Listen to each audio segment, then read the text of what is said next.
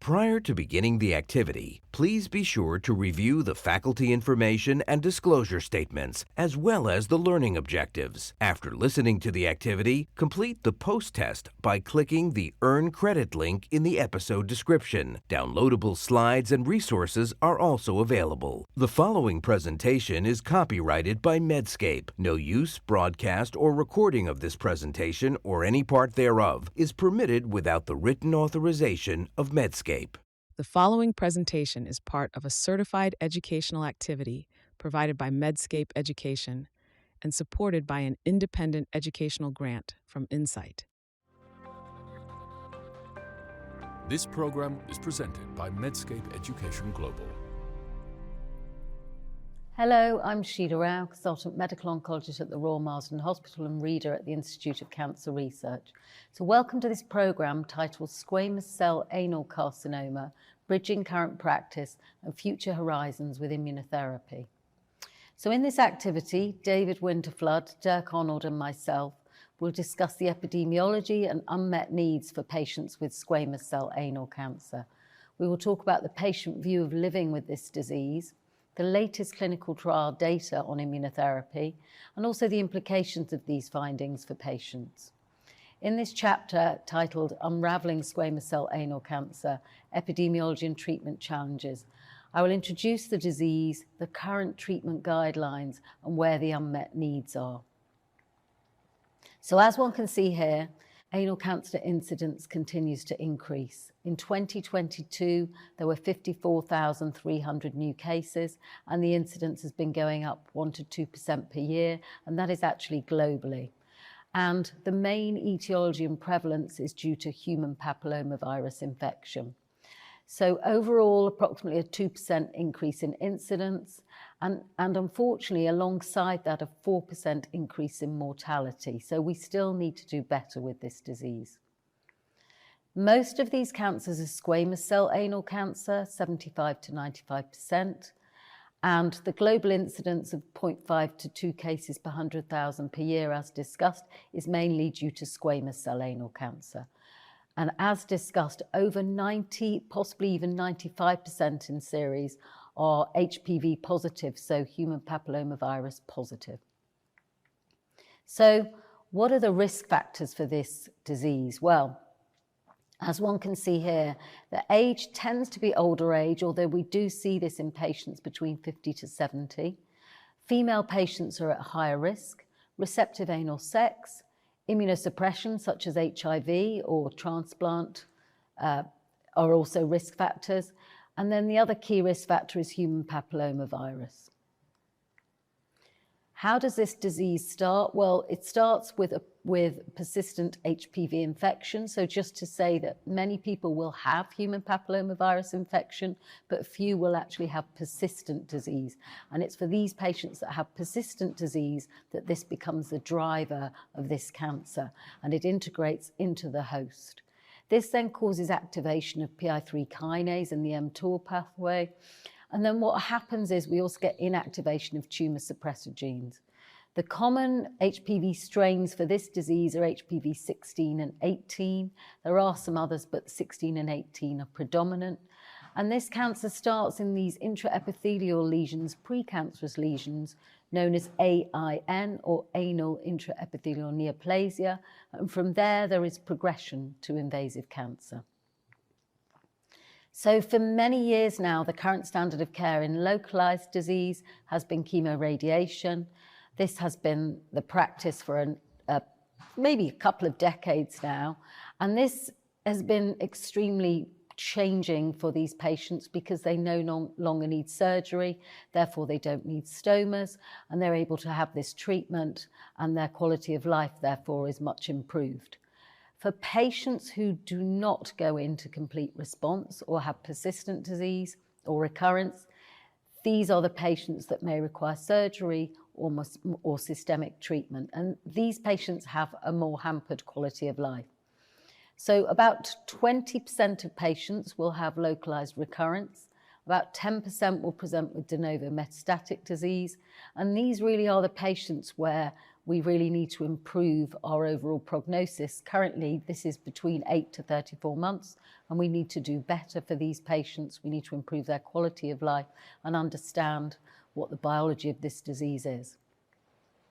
Thank you for your attention, and please continue to go on to listen to the next chapter, which is titled Through the Patient Lens, Navigating the Squamous Cell Anal Cancer Journey.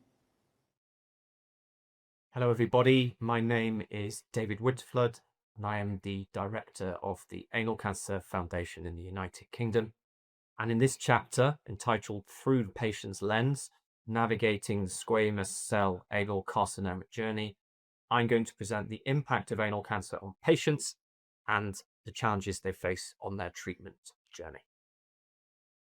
When we talk about the challenges in diagnosing anal cancer is rare, and that's often the problem. If we talk about symptom recognition, its early symptoms, bleeding, itching, mild discomfort, are often mistaken for hemorrhoids or fissures, and those early symptoms can result in further challenges. Patients can think it's just hemorrhoids and put off seeking help, and when they do see a doctor, embarrassment can hold them back. Unfortunately, anal health still carries a stigma, especially with the link to human papillomavirus, and fear of judgment can also prevent people from speaking up. And that works on the provider side too. Even when patients do seek a doctor, unfortunately, most primary care doctors rarely see anal cancer, so they naturally can assume it's something more benign, like hemorrhoids. In addition, digital rectal exams, or DAREs, they may get skipped because visits can be rushed or because they're uncomfortable for both the patient and the provider. Referrals to specialists can be tricky too. High-resolution anoscopy, or HRA, that's a key tool. It isn't widely available, however. Rural and uninsured patients may face barriers to access as well. If biopsies are undertaken, they can miss flat or subtle lesions, especially when inflammation is present. And all of these factors are happening in a system where there is no formal screening program for anal cancer, and an often fragmented system between primary care, gastrointestinal, colorectal, and oncology. So this mix, this cascade of small delays, missed opportunities, can present challenges for an initial diagnosis of anal cancer. What about the impact of treatment on patients' quality of life? Well, unfortunately, for many anal cancer patients, their life is never quite the same. Bowel function is the biggest issue, and urinary issues can add to that burden. Many survivors deal with diarrhea, urgency, or accidents even years after treatment, and incontinence or frequency troubles are quite frequently experienced. We hear from thrivers all the time who tell us they lament the lack of social spontaneity. They plan every outing around bathrooms. That isn't a physical issue, it's a social and emotional one as well. Pain can linger, especially in the pelvic area, and that can be a constant reminder of what people have been through. Sexual health can often take a long-term hit. Women may experience pain, dryness, or vaginal stenosis. These lead to intimacy worries, invisible side effects which clinicians rarely discuss with them. Males can face erectile dysfunction as well. Fatigue can be another factor. It impacts work, it impacts relationships, and patients' independence after treatment. When salvage surgery is needed, whilst a colostomy can help relieve severe symptoms, it can introduce new body image and lifestyle challenges to the equation. But technology is important. The technology matters, the treatment can matter. For example, in a German study, IMRT seemed to improve non-stoma bowel function, female sexual functioning, and came with less scores in symptom scales, pain, toilet proximity, and cleanliness compared with 3D conformal RT. What about the psychological aspects of treatment? Well, at diagnosis, there can be the initial shock and disbelief. Unfortunately, there's the fear of stigma and judgment of what people will think when they tell someone that they have anal cancer. There's anxiety around the treatment, and that progresses throughout the whole stages. During treatment, naturally, there is heightened stress from the pain. There's that feeling of lost privacy and control and independence. There's that isolation and fatigue. And again, after treatment finishes, Unfortunately, for years afterwards, there can be the fear of recurrence, there's the body image and intimacy concerns, and there's adjustment of fatigue of moving on after a challenging diagnosis and treatment. So why do we need better treatments and therapies for anal cancer? Current treatments work, but they often leave lasting damage to bowel, sexual, and emotional health. Many patients face a recurrence, and options afterwards are limited and they're invasive. Older or medically fragile patients often can't tolerate some of these regimes, so they're forced to choose between undertreatment or toxic side effects. And we need care that's less stigmatizing and more targeted, so HPV-based or immunotherapies may help reduce treatment intensity and some of those social tolls of these treatments. Thank you very much for your attention. Please continue on to listen to the next chapter titled Immunotherapy Innovations on the Horizon, Exploring New Therapeutic Frontiers. Thank you. Hello again. So in this chapter titled Immunotherapy Innovations on the Horizon, Exploring New Therapeutic Frontiers, I'm going to take you through the latest clinical data on immunotherapy for treating squamous cell anal cancer, including some key ongoing studies. So we'll start with Podium 303, Interact 2. This is a phase 3 study that was presented initially at ESMO last year and is now published in The Lancet. So this was a randomized phase 3, 300 patients. The study design was a randomization 1-to-1 to receive chemotherapy in both arms, so carboplatin and paclitaxel for 6 months, with a randomization to retifanlimab alongside that in the experimental arm, followed by a further 6 months of retifanlimab, versus placebo alongside chemotherapy in the other arm, followed by a further 6 months of placebo after chemotherapy. And the key thing to note that is in the placebo arm, patients were allowed to progress on to retifanlimab on confirmed blinded independent central review of disease progression and receive single agent retifanlimab. In terms of stratification, this included PDL1, region, and the extent of disease, so locally advanced versus metastatic. And the primary endpoint for this study was progression-free survival. And we aimed for a hazard ratio of 0.67, and we used the alpha spending from a positive progression-free survival to evaluate overall survival, as well as other key endpoints. Now, who could go into this trial? Well, it was patients who had locally recurrent inoperable disease or metastatic disease. They could have had no prior chemotherapy in this setting, but could have received radiosensitizing chemotherapy. And we did allow patients with HIV, providing this was well controlled.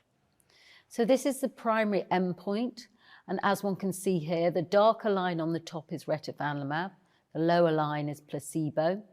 As one can see, the curves separate really early on and continue to separate.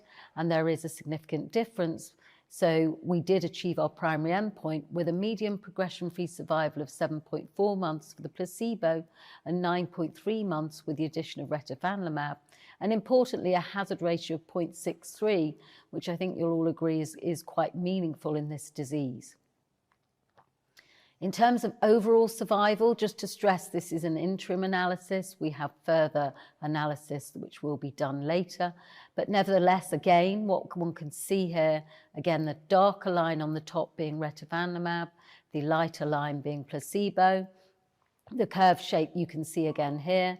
The curves separate early and they continue to separate, showing a definite benefit for retifanlimab, with current medians at placebo of 23 months, with the addition of retifanlimab 29 months, trending towards a significant benefit with a hazard ratio of 0.7. What about response rate? Well, again, consistent with PFS and OS, you see an improvement in response rate from 44% to 56%, and really importantly, a doubling of duration of response. So with the addition of retifanlimab, we see a duration of response of 14 months versus 7 months for placebo, and a very, very respectable disease control rate in both arms of over 80%, with, for the combination arm, 87% disease control rate. And how did toxicity fare? Well, I think it's fair to say that, as one would expect, Adding immunotherapy does give greater toxicity or greater adverse events, but these adverse events were, first of all, expected when compared to other chemotherapy plus checkpoint inhibitors, so no new safety signals, and also did not compromise the delivery of the chemotherapy, and the side effects were manageable and did not cause significant disruption to the treatment. So now moving on, that was a positive study, Podium 303. This study, the SCARE study, was a French study, slightly smaller, a phase 2 design here. And this was a 2-to-1 randomization with a very similar patient population. So unresectable or metastatic disease, no prior chemotherapy, allowed to have radiosensitizing chemotherapy, but no chemotherapy in the advanced setting. And they also allowed patients with HIV that was well controlled. Here, the randomization was 2-to-1, so to the experimental arm of atezolizumab added to modified DCF, so again, immunotherapy plus chemotherapy, versus modified DCF.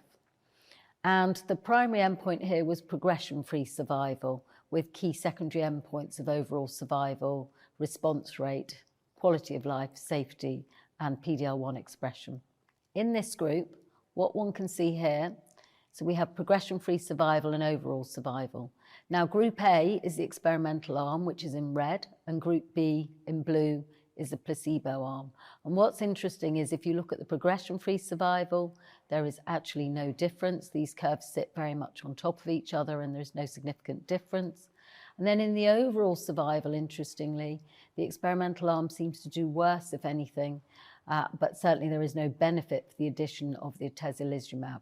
So this is very much a negative study in contrast to Podium 303. In terms of adverse events, again, in fairness, as expected, some increased adverse events with the addition of immunotherapy, but no concerning safety signals and similar adverse events profile to Podium 303. So a negative study. In terms of how single-agent PD-1 inhibitors do, so if one looks at trials in the second-line setting of PD-1 inhibitors, i.e. so using the checkpoint inhibitors after chemotherapy, how do these trials do? Well, what's interesting is that as single agent, one can see that response rates are very modest, so between 11 to 24%, progression-free survival of between 2 to 4 months, and overall survival varying between 10 to 11 months. And what's clear here, therefore, is that actually, in terms of the immunotherapy, the most benefit is seen when we give this up front with chemotherapy rather than giving it sequentially following chemotherapy. And I think that's very clear now from these studies. What about second-line combinations? So there have been many studies trying to increase the effects of immunotherapy in the second line by adding in other drugs. So VEGF inhibitors, bevacizumab, anti-EGFR, cetuximab, and then more recently in the Goblet study, vaccine. And what's interesting again is that despite the addition of these drugs, one can see from the response rates, again, between 11 to 28%.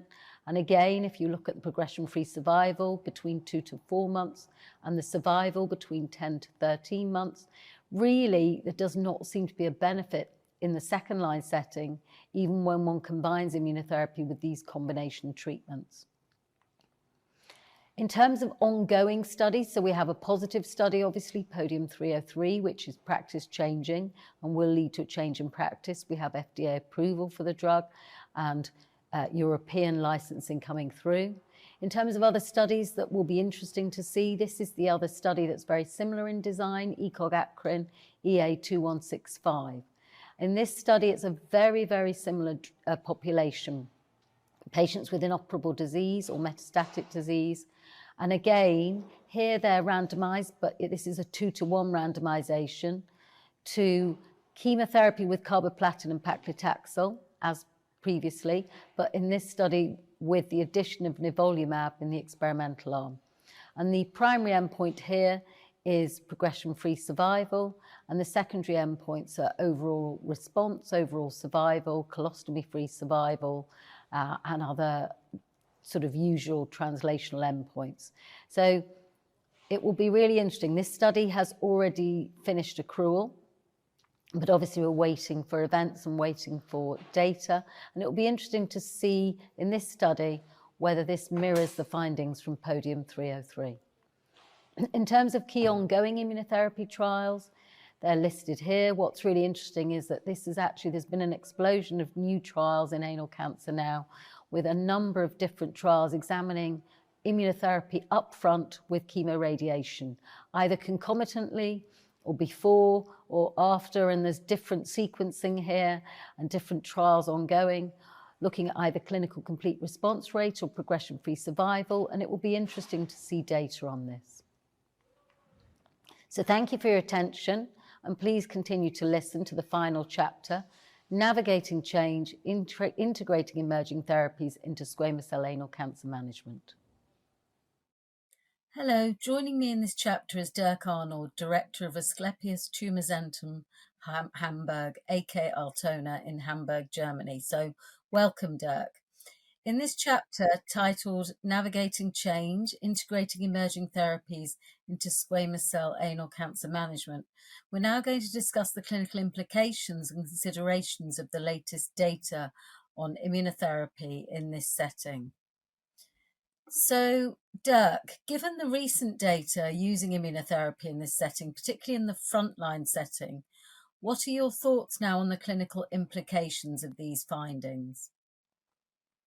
Well, first of all, I think it's super great that we do have now a positive phase 3 trial, which allows us to continue to work on this success story of adding immunotherapy to chemotherapy in first line. And if I do say this, I mean, we still have to handle the problem that we have two trials which have been presented over the last years. The first one, which has been an investigator-initiated trials from France, has been negative without any additional benefit.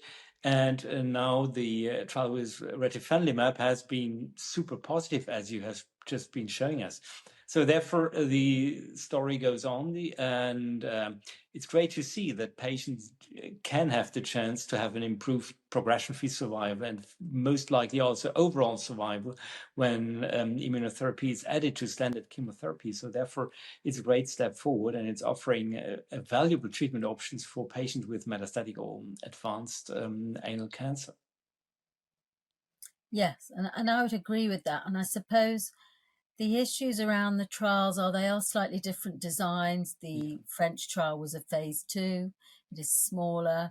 Obviously, it's using a different chemotherapy backbone and a different immunotherapy drug. Therefore, it is quite hard to make comparisons, but nevertheless, that was a very negative study compared to this study, which was larger and a phase 3. And obviously, we also still have the ECOG-ACRIN study to come, which is a similar design to Podium 303, again, using the carboplatin and paclitaxel backbone with the addition of nivolumab. So that will be interesting to see, given the more similar design, if that correlates. But as you've said, clearly we have a very positive study, positive in terms of response rate, duration of response, progression-free survival, appears to be at this early stage even with overall survival, and it was well tolerated. So certainly a good new option for patients at this point. Well, I think for us, the key question is really, next to the different regimens and also the different antibody, maybe we are facing here a subgroup topic. And my question, Sheila, is what do you think? Are we just missing that there may be in one or the other trial a distinct subgroup which benefits more or less from this treatment? Yes, and that's a good question. And what we did see, in fairness, in the French trial was clearly, although it was negative, when they did their subgroup analysis, admittedly post hoc, there was a suggestion that possibly CPS greater than 5 may well benefit.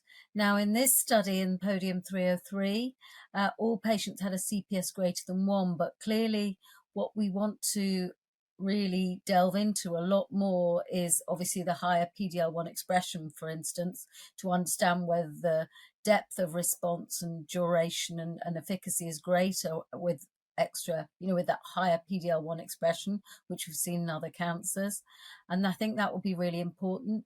What was interesting was that the patients did benefit regardless of having liver metastases, and about a third of patients in both arms had liver metastases. So that does not seem to preclude benefit.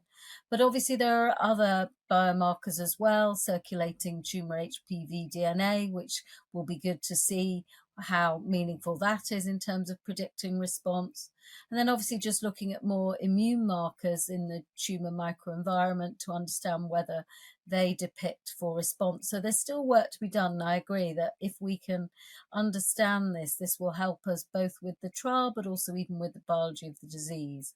And obviously in terms of other practical considerations for this is that we are used to sort of evaluating immune-related adverse events, but obviously when you give it alongside chemotherapy, as we've all discussed, it's trying to understand what are immune-related events and what are chemotherapy-related events. And I think this requires ongoing education, both for our medical and teams and nursing teams, but also to patients as well, just so that we can really unpick these, so that we ensure that we're not dose interrupting or dose delaying the wrong treatments. And then there's obviously, given this trial, what we now do with regards to second-line immunotherapy, because obviously when we bring the immunotherapy up front, this means that we then have the question of what do we do when these patients progress. So Dirk, it'd be interesting to see your thoughts on that. Well, yeah, I think, are we now reverting the world and say, when we use immunotherapy in first line, then we should rely on chemotherapy and whatever chemotherapy combination in second line? Maybe that's an answer. Maybe anti-EGF receptor-based treatments will be relevant. Maybe also in the near future, the new bispecific antibodies, including anti-EGFRs, may be relevant. So anti-EGFR plus other immunomechanisms like anti-LAG are nice bispecific antibodies, which are in development in head and neck cancer, for example, so in squamous cell head and neck cancer. And maybe, that's what at least I am thinking, they may be entering the field also in trials and in the clinical practice in anal cancer. So I'm not, let's say, I'm not concerned that we won't find a good treatment, even if we use first-line immunotherapy, or in other words, I wouldn't be hesitant to use immunotherapy in first line, because I would love to reserve or whatever this for second line. I think this doesn't make sense. So there will be other treatment options, and be it immunotherapy combinations like we are doing with an oncolytic virus and a checkpoint inhibitor in a trial, or other biological targeted agents plus immunotherapy. So therefore, there are plenty of opportunities, and I'm sure that's not the end of the story. In fact, that's the beginning of a new, really interesting era of treatment, immunotherapy, and targeted agents in anal cancer. What's your take here? Anything you would like to also see? Yes. What are you No, expecting? I mean, I agree with you. I think we're just starting to learn more about the disease. All those agents you mentioned are interesting. Obviously, the vaccines, the TCR, the vaccine, some of those vaccines look really interesting, potentially in combination with immunotherapy. So, and I'm also following other squamous cell cancers, cervical and things, just to see what else is coming through, because obviously you've got the commonality of HPV driven cancers. So I think it's actually a great opportunity for us to actually using this first line to actually explore other options. We also will be looking at the translational work on Podium 303, and hopefully that may give us some insight in terms of which patients do respond, and perhaps for those that aren't, what may be not driving, what is the key cause for the lack of response. But I think what we have shown, I think what we keep reiterating that's really important, is that given that this is a positive trial, it certainly is important to use this up front, because of all the data we've seen so far, including in the crossover in this trial, Podium 303, and the second line data show that actually it's less efficacious if you give it sequentially second line than giving it first line. So I think the important thing is, where possible, is that we treat patients with a combination with chemotherapy and immunotherapy up front. And we need more trials, and we need more novel agents in that next line. Yeah, and also what you were already mentioning, I think what I'm really expecting a lot of is ctDNA assessment of response even during treatment. We'll say the continuous assessment of HPV ctDNA status, helping us to identify early responders and early progressors, and giving us the chance to adapt treatment accordingly. Yes, I agree. So, Dirk, what are your final thoughts on how you think the treatment landscape will change now with this latest data in immunotherapy? Well, as we discussed, we will be entering the field of targeted agents plus immunotherapy, and maybe also plus anti-HPV specific drugs. And I think that's really for the very first time that we really target the biology of this disease, rather than using different chemotherapy approaches, which somehow do work in squamous cell cancers per se. So therefore, I'd say it's really the beginning of a new of a new era, and I'm super enthusiastic and happy to be a part of this community, which gives us the chance to help more and more patients. Yeah, and I would agree with that. And I think the other obviously interesting question, in the same way we do in other diseases, is having a positive trial in the advanced setting is clearly whether, we can bring the immunotherapy further up front into the earlier local regional setting, whether it has a role there. Obviously, there are questions around that and trials and things to explore there. So that will also be interesting to evaluate going forward. So I think certainly immunotherapy is here to stay for this disease, and it's more a case of, as well as in the advanced setting, whether we can use it earlier, and whether there's a role for combination treatment. So as you said, a really exciting time for this disease. So Dirk, thank you very much for this discussion, and thank you all to the audience for your attention. Please continue on to answer the questions that follow and complete this evaluation. And thank you very much for listening. This program was presented by Medscape Education Global.